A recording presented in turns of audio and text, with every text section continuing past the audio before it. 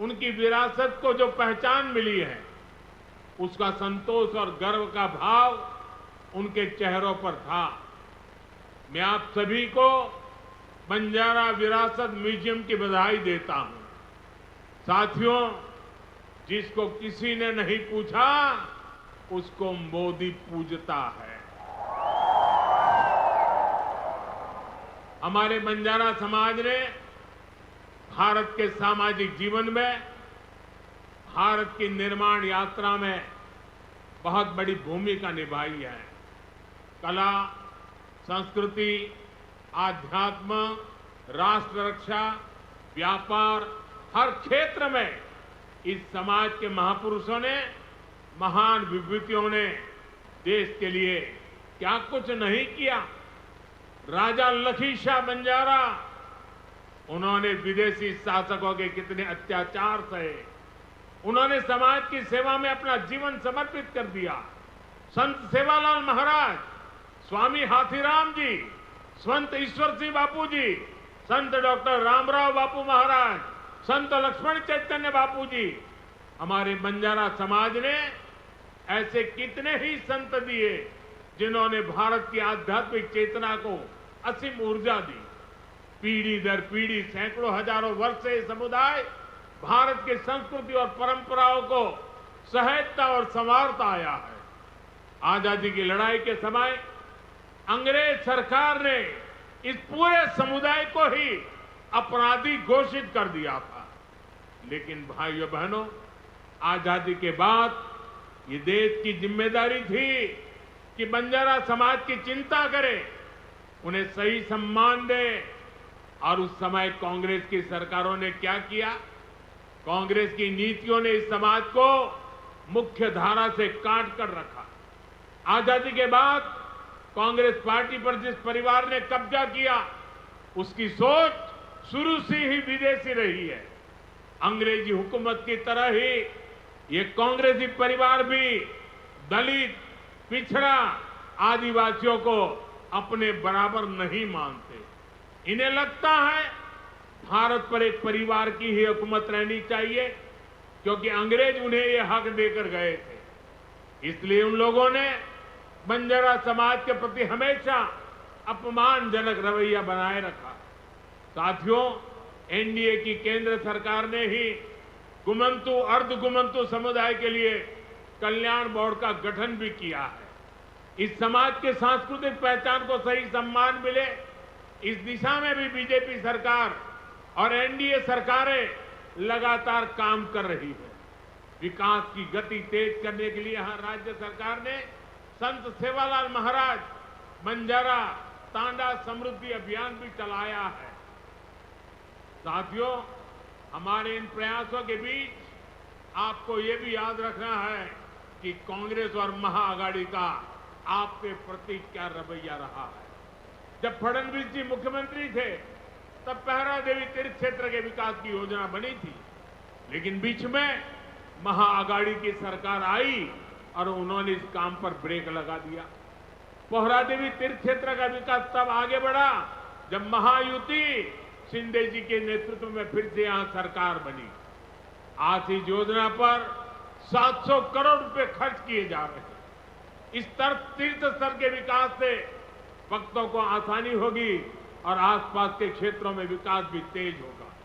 भाइयों और बहनों, बीजेपी अपनी नीतियों से वंचित समाज को आगे बढ़ाना चाहती है, जबकि कांग्रेस सिर्फ लूटना जानती है।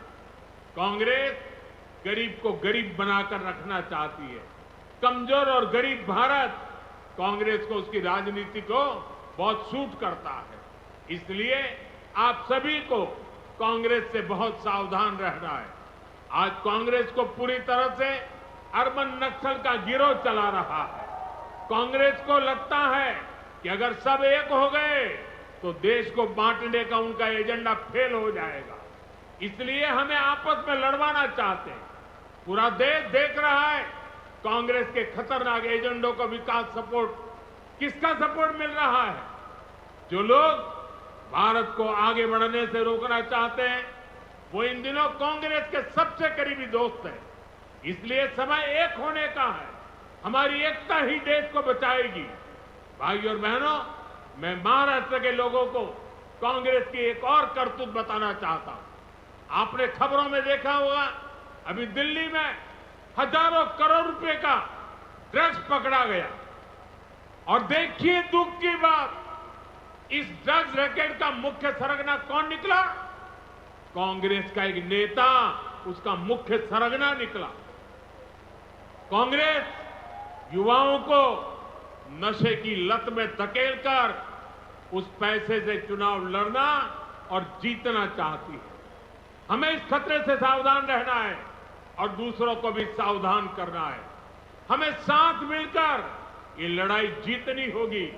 साथियों, आज हमारी सरकार का हर निर्णय, हर नीति विकसित भारत को समर्पित है और विकसित भारत का बहुत बड़ा आधार हमारे किसान हैं।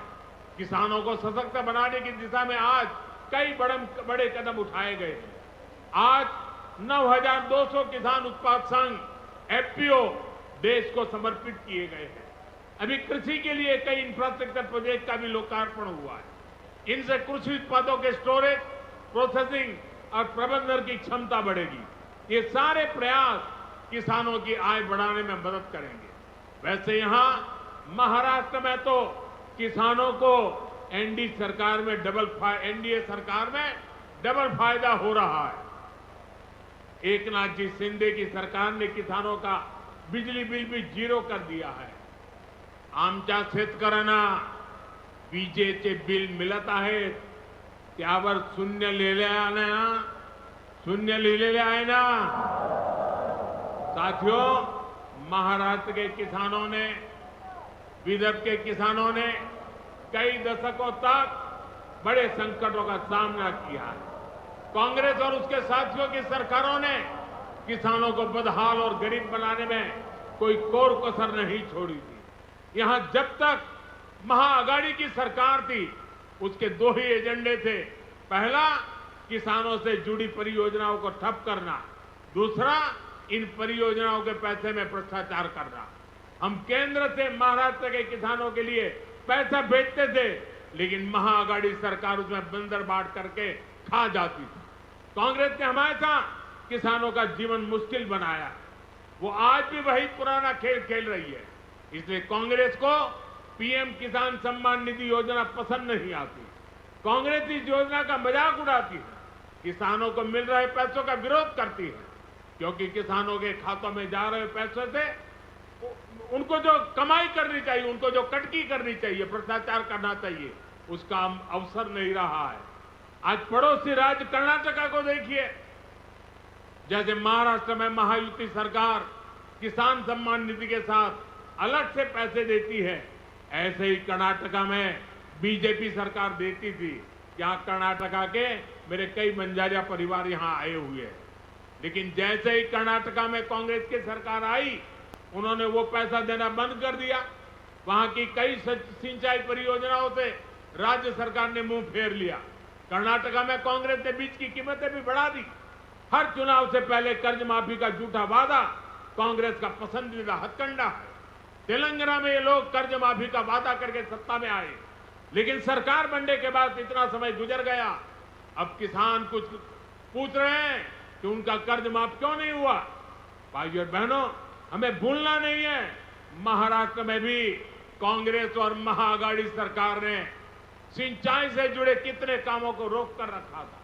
जब एनडीए सरकार आई, उसने इस दिशा में तेजी से काम किया। महाराष्ट्र सरकार ने वैनगंगा, नलगंगा नदियों को लिंक करने की योजना को मंजूरी दी है।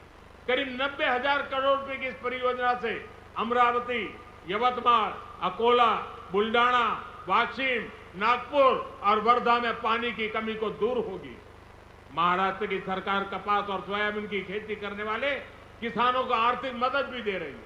किसानों के खातों में कपास और सोयाबीन के लिए 10-10 हजार रुपए दिए जा रहे हैं। हाल ही में अमरावती के टेक्सटाइल पार्क का शिलान्यास भी किया गया। इस पार्क से कपास किसानों को बड़ी मदद मिलेगी। साथियों, हमारे महाराष्ट्र में देश की आर्थिक प्रगति का नेतृत्व करने की असीम क्षमता है।